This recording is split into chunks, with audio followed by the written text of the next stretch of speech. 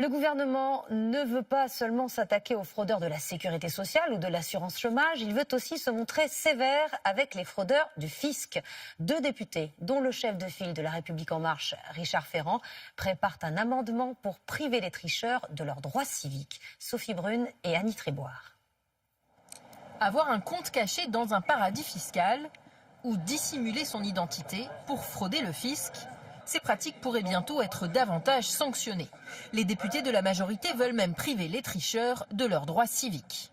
Cet amendement, c'est un message qu'on va envoyer pour dire à tous les Français qu'il faut, pour regagner la confiance, que chacun soit exemplaire et responsable, notamment en matière fiscale.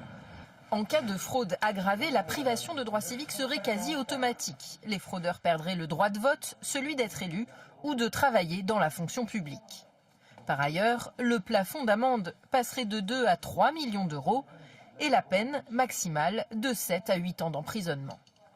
L'opposition dénonce un artifice qui ne permettra pas de lutter réellement contre la fraude fiscale. Pour le socialiste Boris Vallaud, c'est un gadget. Ce n'est pas avec cela qu'ils vont se transformer en Robin des Bois. Les députés de la majorité ne nient pas le caractère très symbolique de la mesure. Chaque année, les sanctions pour fraude fiscale aggravée concerneraient quelques centaines de personnes. Emmanuel Macron a exigé de ses ministres qu'ils limitent le nombre de leurs conseillers par souci d'économie. Et de fait, ce nombre a été réduit de moitié. Mais un conseiller qui effectue le travail de 2 conseillers coûte parfois plus cher, beaucoup plus cher. L'œil du 20h a joué les cours de compte. Yannick Sanchez, Alexandre Deschenay et Alexis Jacquet.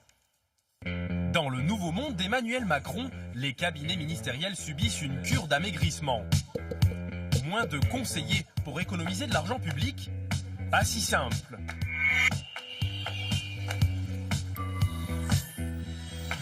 Pas plus de 10 membres dans un cabinet ministériel, c'est la règle depuis le premier conseil des ministres du quinquennat Macron. Résultat, entre le gouvernement de Manuel Valls l'année dernière et celui d'Édouard Philippe, il y a 124 conseillers ministériels en moins. Une économie de 6 543 000 euros. Sauf que, en même temps, ils se sont octroyés une augmentation, 18% de hausse de salaire en moyenne par rapport à leurs prédécesseurs.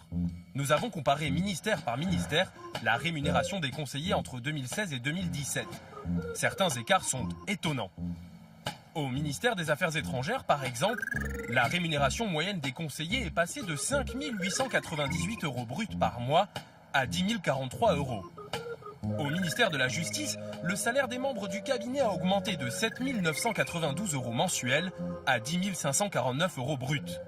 Mais c'est au ministère de la Santé qu'on est le mieux payé, 11 665 euros mensuels contre 9 569 euros l'année dernière.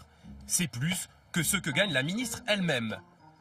En pleine cure d'austérité, comment expliquer ces augmentations de salaire ? Pour l'ancien député René Dauzière, les ministres qui viennent du monde de l'entreprise ont tendance à davantage rémunérer leurs collaborateurs. Je pense qu'il y a eu une pression pour favoriser l'augmentation et que les ministres, eux-mêmes issus beaucoup de la société civile, et les ministres gagnaient beaucoup plus avant qu'étant ministres. Je pense qu'ils ont laissé courir le niveau des rémunérations. Petit rappel, cette réforme a permis un gain de 6 millions d'euros. Cela aurait pu être beaucoup plus. Nous avons fait le calcul, sans les hausses de salaire, nous aurions économisé 5 millions d'euros supplémentaires.